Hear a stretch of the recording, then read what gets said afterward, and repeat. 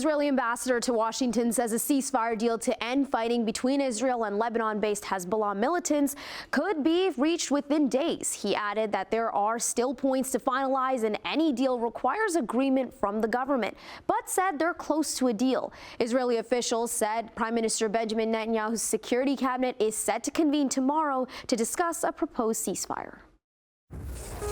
4 senior Lebanese sources said that U.S. President Joe Biden and the French president are expected to announce a ceasefire in Lebanon between armed group Hezbollah and Israel within 36 hours.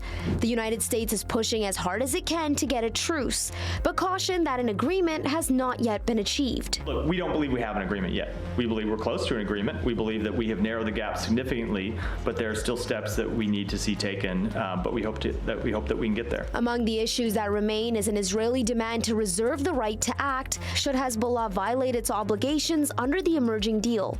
The agreement seeks to push both sides out of southern Lebanon. Israel accuses the militant group of not adhering to a UN resolution that ended the 2006 war between the sides that made similar provisions. And the country has concerns that Hezbollah could stage a Hamas-style cross-border attack from southern Lebanon if it maintains a heavy presence there. So we are moving forward on this front. As I said many times, our goal was very clear, which is to push Hezbollah north of the Litani River. We haven't finalized it, but we are moving forward. I assume that the cabinet will meet today or tomorrow to discuss it. And I think for us it's important what will happen after, that Hezbollah will not be allowed to come back to the fence, and we will do whatever is necessary to guarantee it. We learned the lessons from 2006. Lebanon says Israel also violated the 2006 resolution, saying military jets and naval ships entered its territory even when there was no active conflict. It's not clear whether Lebanon would agree to the demand. The optimism surrounding a deal comes after a top U.S. envoy held talks between the sides last week in a bid to clinch a deal. Hezbollah began attacking Israel in October last year, a day after Hamas's raid on southern Israel, setting off more than a year of fighting. That escalated into an all-out war in September with massive Israeli airstrikes in Lebanon and later an Israeli ground incursion into the country's south.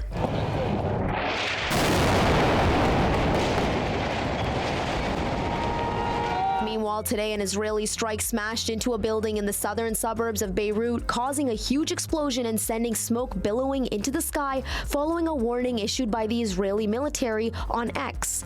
Over the weekend, Israel carried out powerful airstrikes, one of which killed at least 29 people in central Beirut, while Hezbollah unleashed one of its biggest rocket salvos yet on Sunday, firing 250 missiles. Lebanon's health ministry says Israeli attacks have killed more than 3,000 people in the country and forced more than 1 million people from their homes. Its casualty figures don't distinguish between civilians and combatants. Hezbollah strikes have killed 45 civilians in northern Israel and the Israeli-occupied Golan Heights. At least 73 soldiers have been killed, according to Israeli authorities. Joining us now to talk more about this is U of T political science professor Renan Levine. Thanks for joining us, Renan. My pleasure. To start off, what can you tell us about the terms of the ceasefire deal? Well, most of the terms have not yet been made public, but Israeli media is saying that it will be a mutual ceasefire, that there will not be a buffer zone that Israel had been hoping for to prevent Hezbollah or even the Lebanese army from operating up to Israel's border. But it will include provisions that will allow Israel to retaliate if there are violations of the ceasefire from Hezbollah, and it calls on Lebanon to have the Lebanese government to have a monopoly on the use of force within Lebanon, which would essentially require Hezbollah to disarm. Israel's cabinet is expected to meet tomorrow to approve the deal. Do you think both sides will agree? Well, I do expect it wouldn't be this far along if both sides were not expected to agree.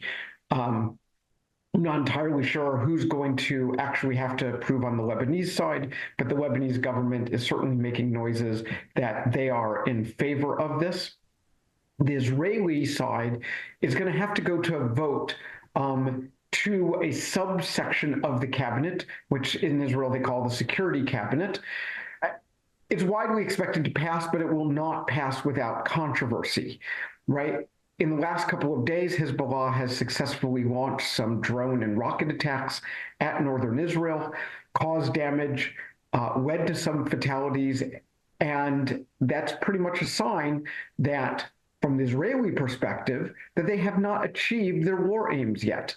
So if Hezbollah still has this capability, there's going to be a lot of Israelis, including many Israelis in the government, that may actually oppose the agreement. But I don't expect that those voices of opposition will be able to prevail. The Security Cabinet is generally strongly controlled by the Prime Minister, and if the Prime Minister is down with it, this will succeed.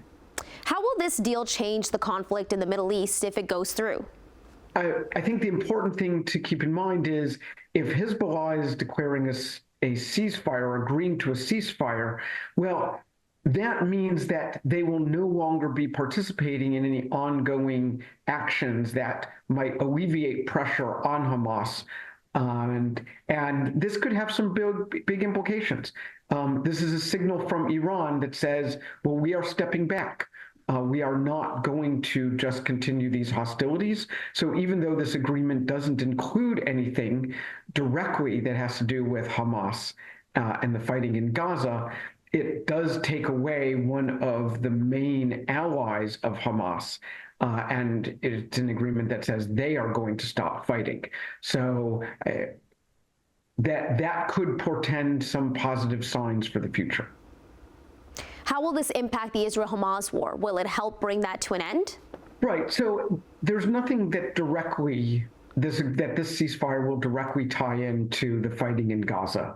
But to the extent to which the fighting in Gaza is tied into a broader conflict between Israel, its neighbors, and Iran, this takes away one of those fronts. It isolates whatever elements of Hamas that are still fighting, and it may continue to isolate Hamas on the world stage if this agreement is a sign from Iran that Iran feels like it is time to step back from the fighting and step back from the rhetoric that is urging Israel's destruction. And if this 60-day ceasefire agreement holds, that will take us into the Trump administration. And perhaps Iran is concerned about what that will mean and perhaps would like to see some of this fighting wind down sooner rather than later. That's all the time we have today. Thanks for joining us.